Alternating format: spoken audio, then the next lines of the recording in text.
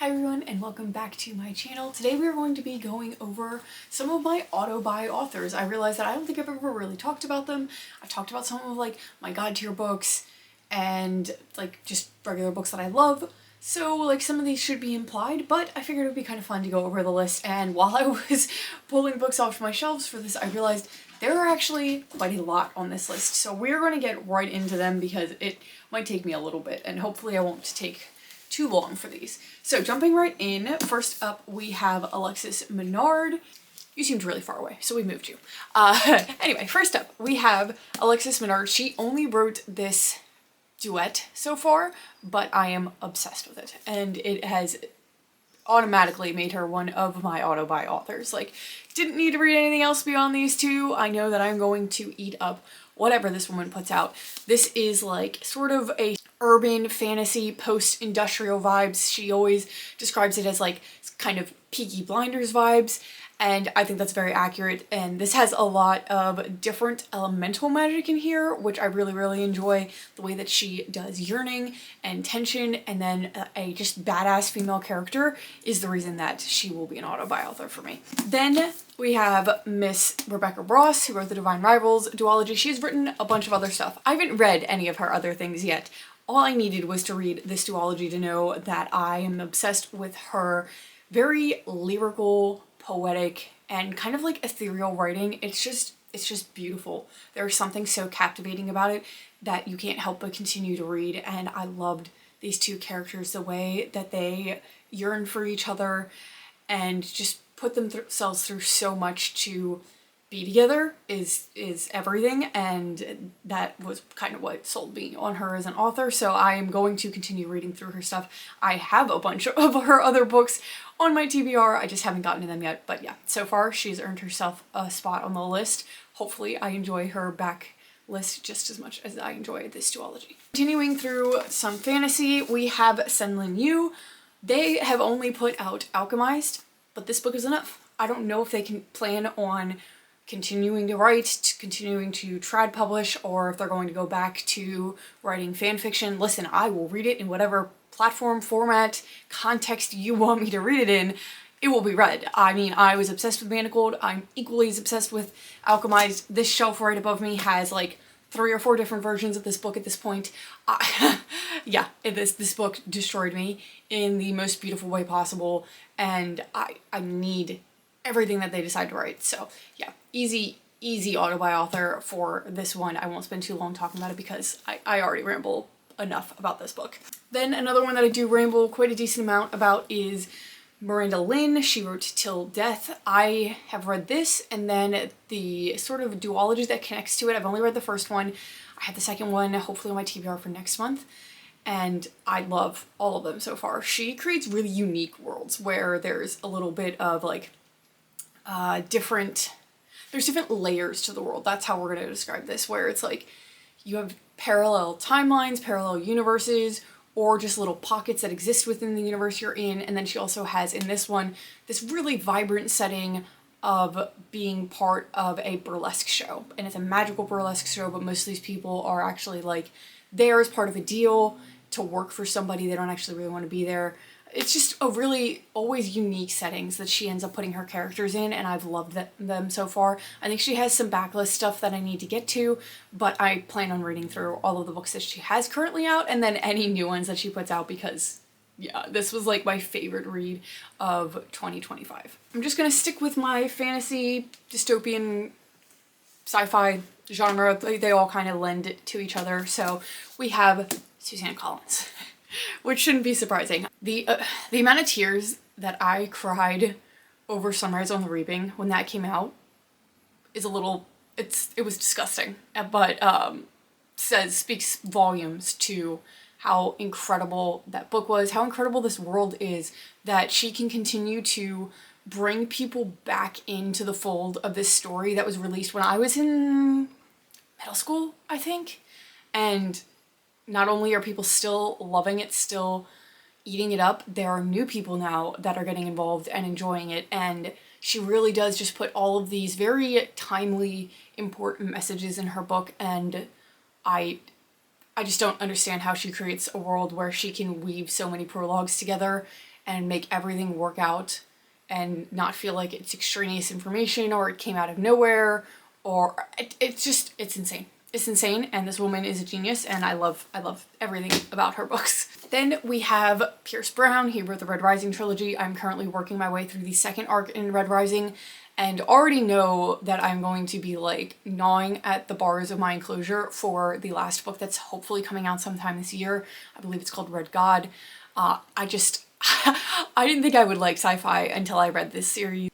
The characters that he manages to create in here are so well-rounded, so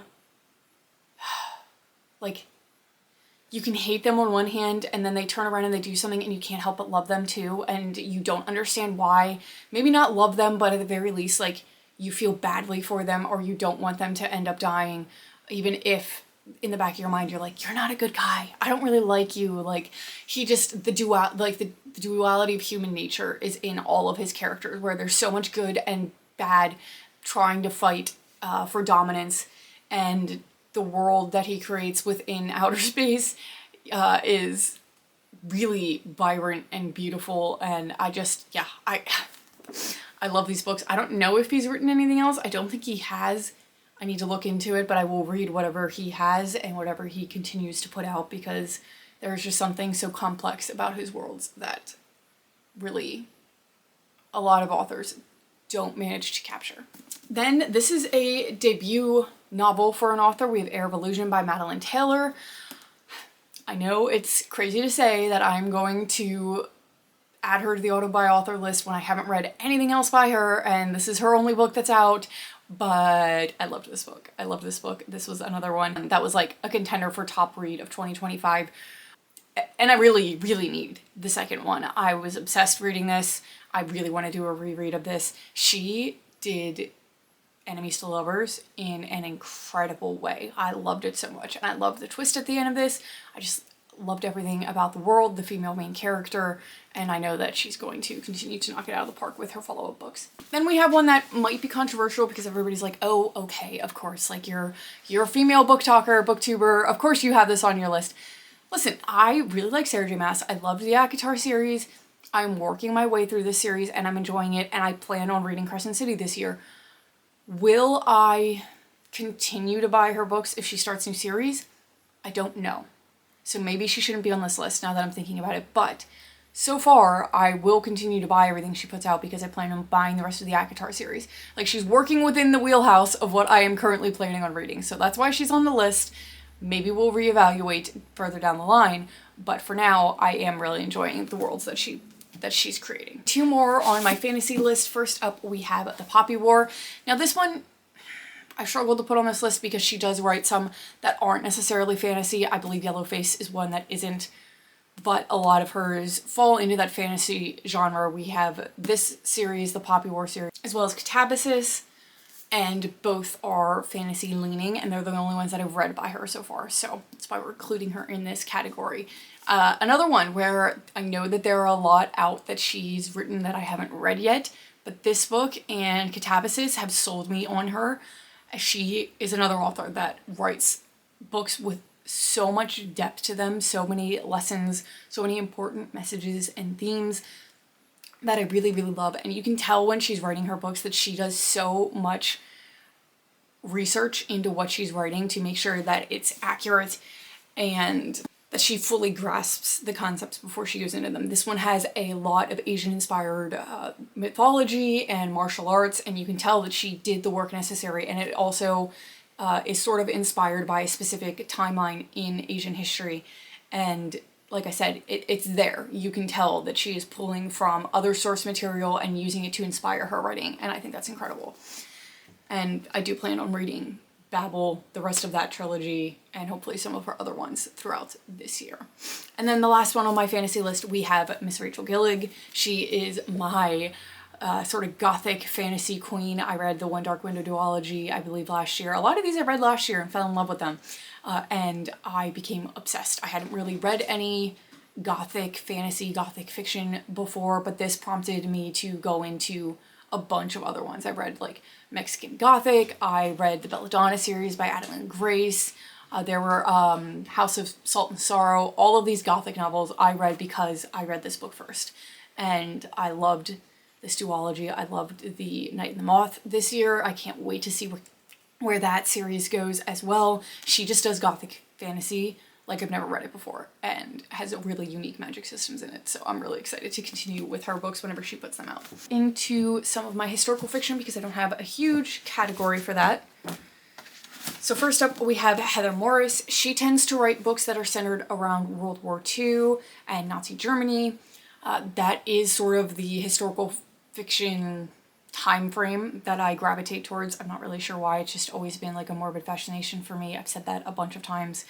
And she just really writes such heartfelt and people-centered novels. And that sounds silly to say it that way, but like, she goes out and she does the research to make sure that she has fully fleshed out characters that actually existed in real life, and she's making sure that she does justice to their stories, to their families, to the terrible part in history that they role in history that they unfortunately played.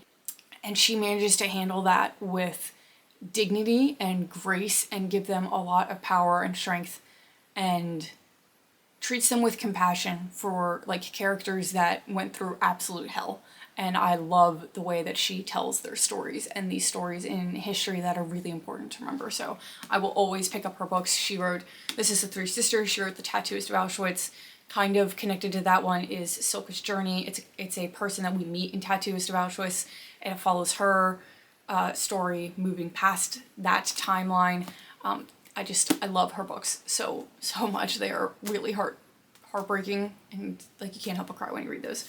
Then we have Ruta Sepetys. She writes quite a few different time frames. I believe this is in 1941, but it's set in Lithuania, and I really haven't read anything centering around that country during this time. She has a lot that they're set during a time that I know some of the history of, but she always manages to set them in places, countries, and stuff like that where I don't know their specific role in everything, if that makes sense. So I really enjoy her books for that reason. Hers are really easily digestible, which sounds weird, but she writes really beautiful narratives that work in the historical context seamlessly, flawlessly. You don't feel like you're being bogged down by a bunch of historical facts that you don't understand. So I have like 3 or 4 books by her, and I really love them. I actually really want to reread this one because I love this one. Then we have Markus Zusak. I only have 2 of his books. I need to find some if he has other ones, but I was obsessed with Book Thief. This is one of my god tier books, and for that reason, I will read whatever this man puts out. Like, I loved this book so much, and it's actually kind of hard to explain why. I just can't explain the connection that I feel that I have to this. He has death narrating the book, which I think is really unique and something that I hadn't read before when I read this book. So I think that's part of the reason, but like just also the story in here that he tells is really beautiful. So I really need to get into some of his other works. Like I said, I have 2. I need to see if there's any more. Okay, 2 more categories to go. We'll try to maybe make this a little quicker. We have my romance category coming up. First up, we have Carly Fortune. This one wasn't like an intentional auto-buy author. It just so happens that I have managed to buy every book that she has put out, and now I really love them. So I'm going to continue to buy every book that she puts out. First up, I love the way that her covers look. They're kind of like, they look like watercolor paintings, and I love that.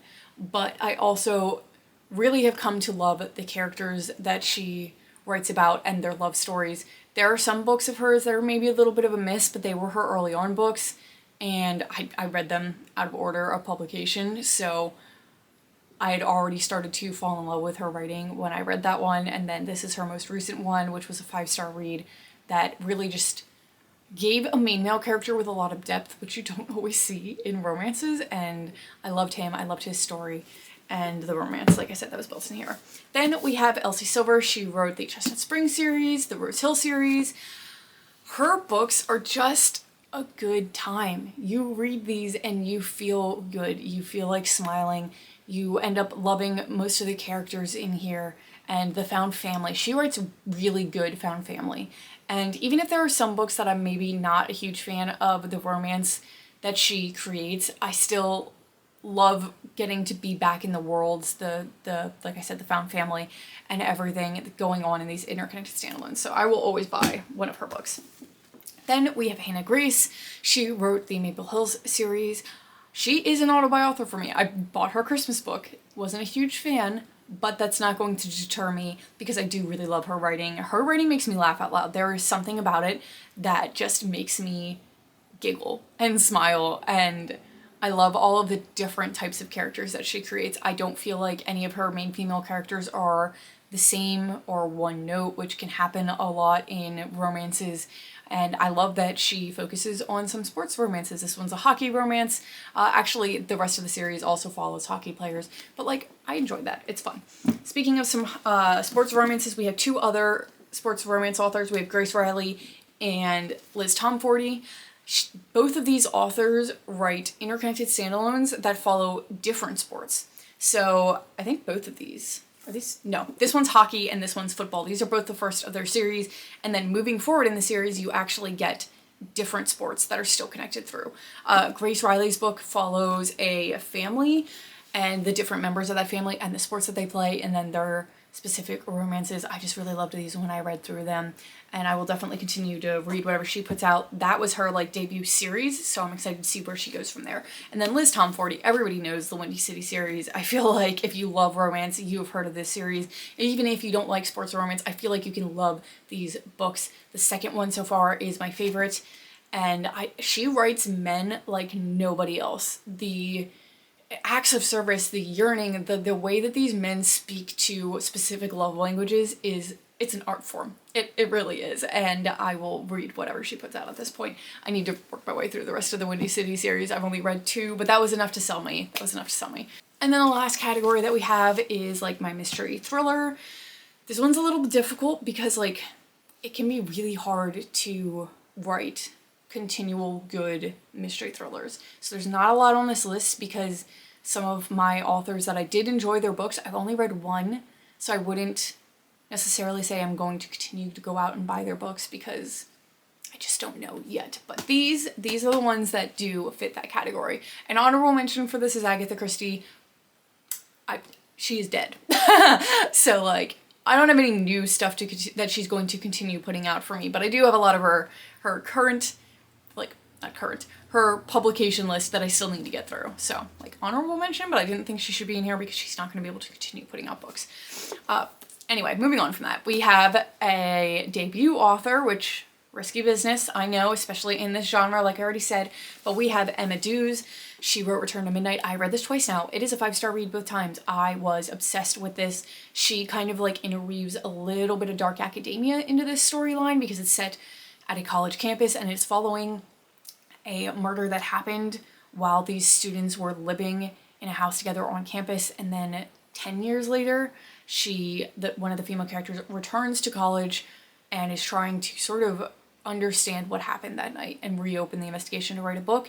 And I just really felt the eerie vibes of this and the creepy thriller vibes. Like it gave me Pretty Little Liars vibes, kind of, which I really, really enjoyed. Like there were scenes in here where I could kind of picture those characters as characters in this book.